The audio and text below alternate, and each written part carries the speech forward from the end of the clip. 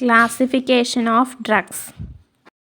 Alphabetical classification, morphological classification, taxonomical classification, chemical classification, pharmacological classification, chemotaxonomical classification, serotaxonomical classification. First one, alphabetical classification. ഈ classification അനുസരിച്ച് ഡ്രഗ്സിൻ്റെ Latin അല്ലെങ്കിൽ English നെയിംസിൻ്റെ alphabetical ഓർഡറിലാണ് classify ചെയ്തിട്ടുള്ളത്.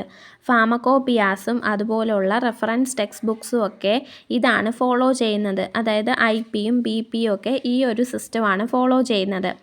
ഇതിൽ European pharmacopoeia arrange ചെയ്യുന്നത് Latin നെയിംസിൻ്റെ ടേംസിലും അതുപോലെ USP ഒക്കെ ആണെന്നുണ്ടെങ്കിൽ English നെയിംസിൻ്റെ ടേംസിലുമായിരിക്കും arrange ചെയ്യുന്നത്. ഇവിടെ A ആൽഫബറ്റ് വെച്ചിട്ട് അക്കേഷ്യ, B വെച്ച് benzoin, C cinchona, D ഡില്ല്, E ergot, അങ്ങനെ കുറേ ഡ്രഗ്സിൻ്റെ പേര് കൊടുത്തിട്ടുണ്ട്. ഈ സിസ്റ്റത്തിൻ്റെ മെറിറ്റ്സ് എന്ന് പറഞ്ഞാൽ ഈസിയാണ് ഈ സിസ്റ്റം.